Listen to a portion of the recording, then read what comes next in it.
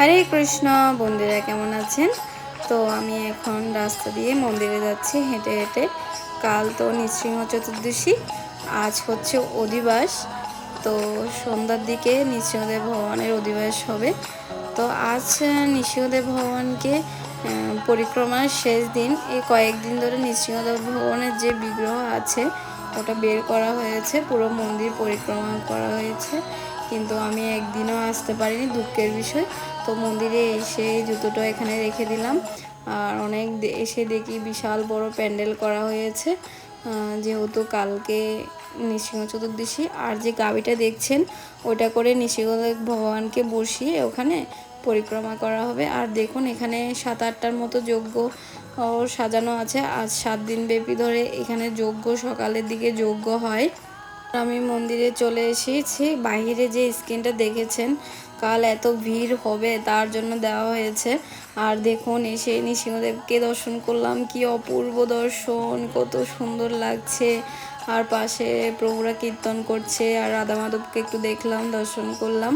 প্রভুদের খুব সুন্দর কীর্তন শুনলাম, আর রাধা মাধবকে সামনে থেকে এসে দর্শন করলাম, রাধা মাধবের অপূর্ব দর্শন। তারপর চলে গেলাম পঞ্চতত্ত্ব ভগবানের ওখানে। আর আপনারা একটু খেয়াল করে দেখেন পঞ্চতত্ত্ব ভগবানকে কি আদর লাগছে, যে চুলে যে পাকড়িটা করা হয়েছে অপূর্ব সুন্দর।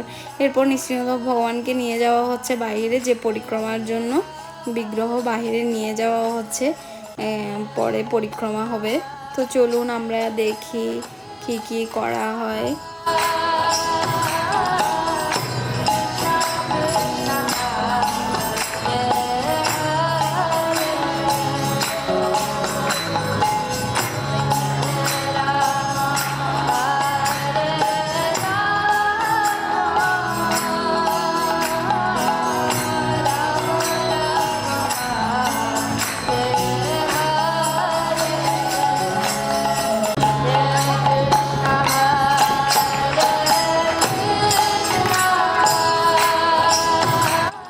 তো দেখুন মাতাজিরা, ছোট ছোট মাতাজিরা দাঁড়িয়ে রয়েছে ভগবানের বরণের তালা নিয়ে। ওখানে প্লেটের মধ্যে প্রদীপ আছে।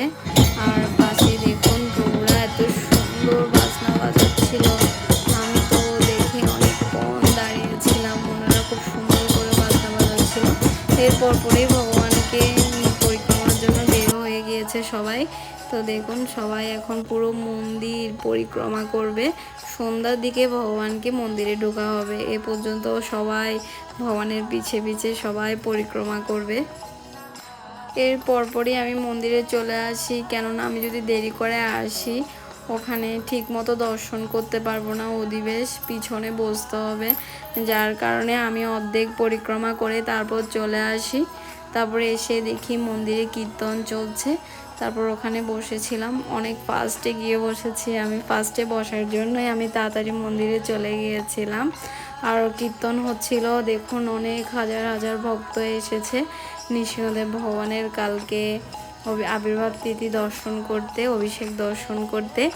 আর দেখুন এখন সবাই অধিবেশের জন্য অপেক্ষা করছে, তখনও অধিবেশ শুরু হয়নি, এমনিতেই কীর্তন চলছিল।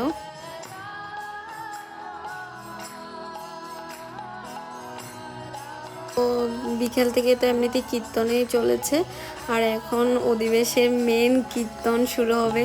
আর আমার এই কীর্তনটি অনেক অনেক প্রিয়। আমার মন্দিরে যতবারই অধিবেশ কীর্তন হয় আমি তো চলে আসি।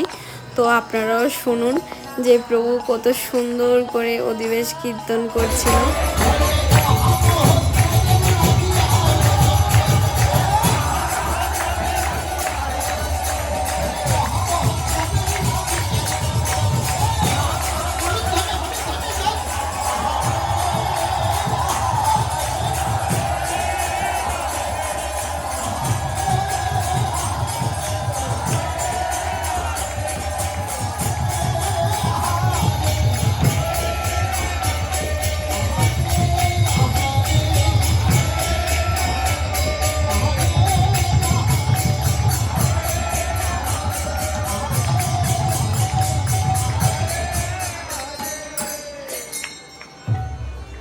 তো অধিবেশ এখন মাত্র শুরু হলো, এতক্ষণ তো অধিবেশের কীর্তন চলছিল, এখনও কীর্তন চলছে অধিবেশের।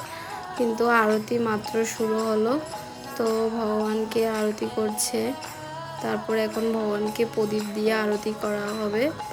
এটা পঞ্চপ্রদীপ নয়, এটা অনেক বড় একটা প্রদীপ। কয় প্রদীপ সেটা জানি না, কিন্তু প্রদীপ। তো দেখুন নৃসিংহদেবকে কি সুন্দর করে আরতি করা হচ্ছে। তো আমি নৃসিংহদেবকে সরাসরি একটু কাছ থেকে দেখার জন্য সেই 4টার দিকে চলে এসেছি, শুধু অধিবেশটা একটু সামনে থেকে দর্শন করব।